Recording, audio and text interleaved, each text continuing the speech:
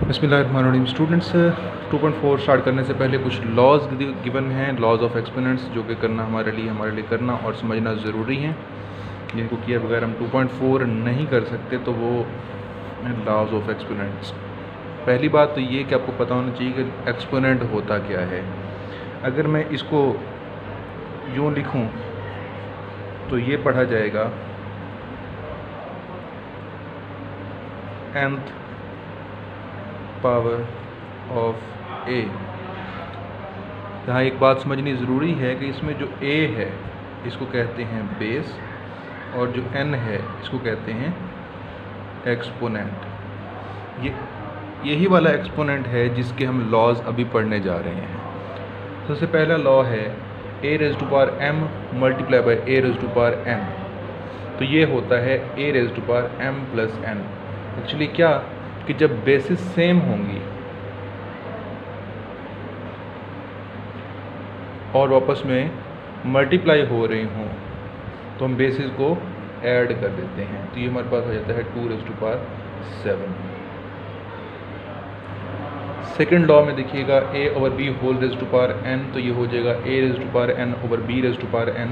इसकी मैं मिसाल लूँ तो अगर मेरे पास हो 2/3 रेज़ टू पावर 4, तो इसको मैं जब अलग अलग करूँगा तो ये हो जाएगा मेरे पास 2 raise to power 4 over 3 raise to power 4। इसको मैं सिंप्लीफाई करके लिख सकता हूँ 2 रेज़ टू पावर 16 और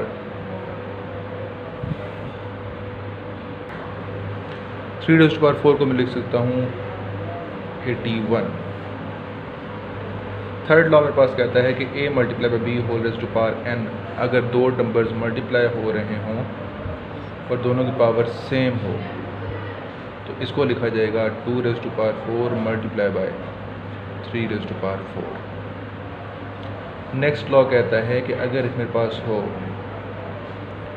a raise to power m whole raise to power n तो दोनों पावर्स आपस में मल्टीप्लाई हो जाएंगी। इसकी मिसाल लूँ तो ये कुछ यूँ होगा, मेरे पास अगर हो 2 raise to power 3 4 raise to power 2 तो ये मेरे पास हो जाएगा 2 raise to power 3 2s are 6।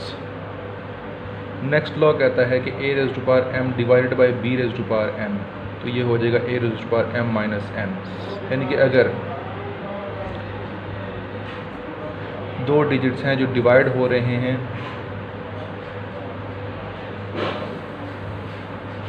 अब देखिएगा ऊपर भी 2 रेज़ टू पावर 4 है, नीचे 2 रेज़ टू पावर 2 है, बेसिस दोनों में सेम हैं और डिवाइड हो रही हैं, तो बेसिस क्या होंगी, ये सेम रहेंगी और एक्सपोनेंट्स उनके सब्ट्रैक्ट माइनस हो जाएंगे।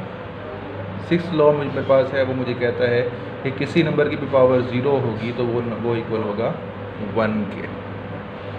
तो ये थे कुछ लॉज जो आपको समझना ज़रूरी हैं। इनको समझे बगैर आप 2.4 कैरी नहीं कर सकते। ओके स्टूडेंट्स, एक्सरसाइज 2.4 हम स्टार्ट करने जा रहे हैं। एक्सरसाइज 2.4 के पहले क्वेश्चन में उसने मैं कहा है कि इन एक्सप्रेशन को सिंप्लीफाई करें एक्सपोनेंट के लॉज यूज़ करते हुए। तो मैं इनको सिंप्लीफाई कर लेता हूँ। देखिएगा मुझे सबसे पहले उसने दिया है 243, तो मैं 243 के फैक्टर्स बनाता हूँ। 243 के फैक्टर्स मेरे पास आ जाएंगे 3 8s are 3 1s are 3 27s are 3 9s are 3 3s are और 3 1s are 1 2 3 4 5। मेरे पास 3 आ गया 5 times. 3 raise to power 5 whole raise to power minus 2/3 multiply by 32 के फैक्टर्स होते हैं 2 raise to power 5 whole raise to power minus 1/5। इसी तरह denominator में अगर मैं जाऊं तो 196 के फैक्टर्स मेरे पास आ जाएंगे 2 multiply by 2 multiply by 7 multiply by 7 whole raise to power minus 1। अब अभी हमने लॉज ऑफ एक्सपोनेंट्स में पढ़ा कि जो भी पावर होगी वो होल पावर से मल्टीप्लाई हो जाएगी। तो अगर मैं 5 मल्टीप्लाई बाई माइनस 2/3 करूँ तो ये मेरे पास आ जाता है 5 2s are 10 ओवर 3। मेरे पास आ जाएगा 3 raise to power minus 10/3 multiply by, ये मेरे पास लिखा हुआ है 2 whole raise to power 5 multiply by -1/5, 5 से 5 कैंसिल आउट हो जाएगा, सिर्फ -1 बच जाएगा मेरे पास। डिनोमिनेटर में देखूँ तो ये मेरे पास आ रहा है 2 का स्क्वायर मल्टीप्लाई बाई 7 का square whole raised to power है -1। अब स्क्वायर रूट की वैल्यू होती है 2, डिनोमिनेटर में आ जाएगा 2। स्क्वायर रूट मैंने ख़त्म कर दिया, उसको रेडिकल एक्सप्रेशन से एक्सपोनेंशियल नोटेशन में चेंज कर लिया। अब ये देखूं तो ये मेरे पास पावर इसकी नेगेटिव है, इसको मैं ऊपर ले जाके पावर पॉजिटिव कर दूंगा। इन दोनों की पावर ऊपर पॉजिटिव है, नीचे लाके मैं इनकी पावर ऊपर इनकी पावर नेगेटिव है, नीचे लाके पॉजिटिव कर देता हूँ। तो मैं इनको चेंज कर देता हूँ। ये जगह 2 raised to power 7, 2 square multiply by 7 square whole raised to power 1/2 power positive होगी। इनको भी इस तरह मैं नीचे ले आता हूँ, 10/3 मल्टीप्लाई बाई 2। अब ये सेम हमने लॉ पढ़ा था a multiply by b whole raised to power n, तो वो हो जाता था a raised to power m n multiply by b raised to power n। तो मैं इसी तरह इनके एक्सपोनेंट्स को अलग अलग कर लेता हूँ। अब ये मेरे पास लिखा हुआ है 3 रेज़्ड टू पावर 10/3। तो अगर मैं इसको देखूँ तो ये मैं इसको अलग अलग भी कर सकता हूँ। कैसे? मैं इसको कर सकता हूँ 3 रेज़्ड टू पावर 9/3 प्लस 1/3। अब मैं इसको चेंज कर सकता हूँ। कैसे? 3 raised to power 9/3 multiply by 3 raised to power 1/3। ऐसा मैं क्यों कर सकता हूँ? क्योंकि मैंने पीछे लॉज पढ़े हैं जिनके बेसिस सेम हो, पावर्स उनकी ऐड हो जाती हैं। तो मैंने पावर्स उनकी ऐड करी, पावर ऐड की, तो मेरे पास 10/3 आ गया।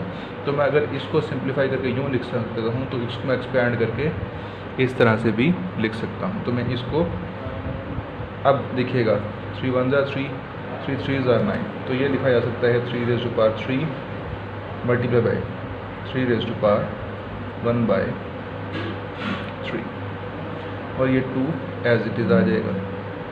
अब ये 2 raised to power 2 square whole raised to power 1/2, ये दोनों पावर्स आपस में मल्टीप्लाई होंगे, तो 2 से 2 कैंसिल हो जाएगा, तो सिर्फ सिंपल यहाँ पे 2 बच जाता है। तो अगर मैं यहाँ पे देखूँ तो ये भी 2 से 2 कैंसिल आउट हो जाएगा, सिंपल मेरे पास 7 बच जाएगा। डिनोमिनेटर में मैं इसको एक्सपोनेंशियल नोटेशन से चेंज करके इसको रेडिकल एक्सप्रेशन की सूरत में लिख सकता हूँ। किस तरह से? वो मैं इस तरह से लिख सकता हूँ।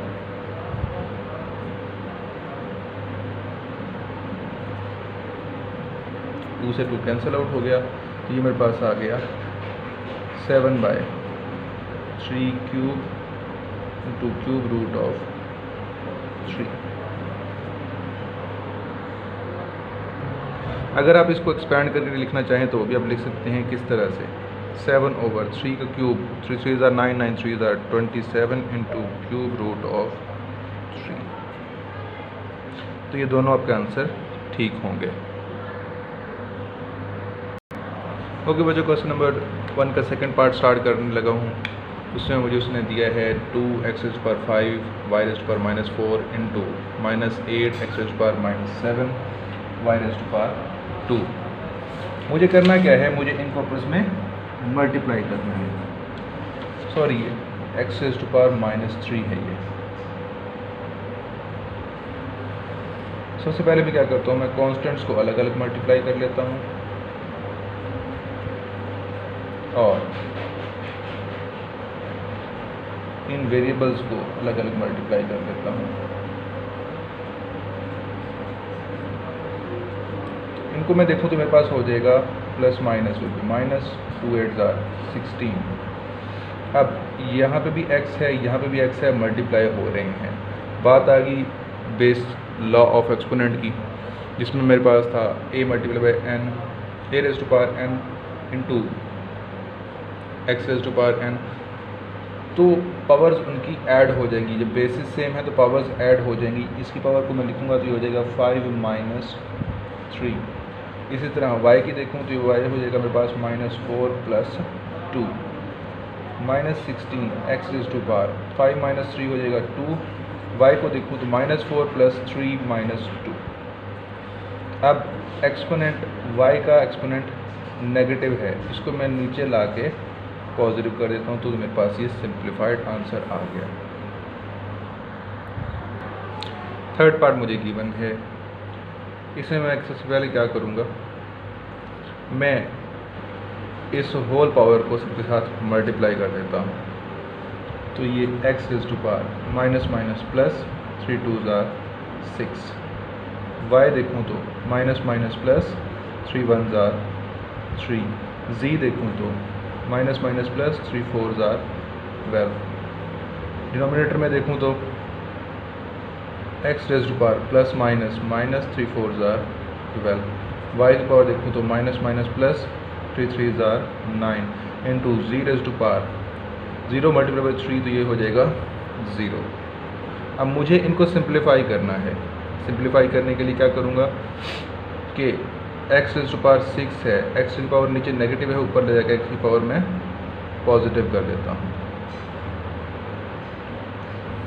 y की पावर डिनोमिनेटर में 9 है, न्यूमिनेटर में मेरे पास पावर इसकी 3 है, तो डिनोमिनेटर में पावर चूँकि ज़्यादा है तो मैं y को नीचे ला के इसकी पावर नेगेटिव कर देता हूँ। z raise to power 12 as it is रहेगा, z raise to power 0 denominator में हो जाएगा 1। अब ये पावर्स बेसिस सेम है तो पावर्स इनकी ऐड हो जाएंगी, x raise to power 6 plus 12 हो जाएगा into z raise to power 12। Denominator में देखूँ तो y raise to power 9 minus 3 हो जाएगी। अब x raise to power 6 plus 12 will be 18, z raise to power 12। Denominator में देखूँ तो y रेज़ टू पावर 6, तो ये इसका सिंप्लीफाइड आंसर आ गया मेरे पास।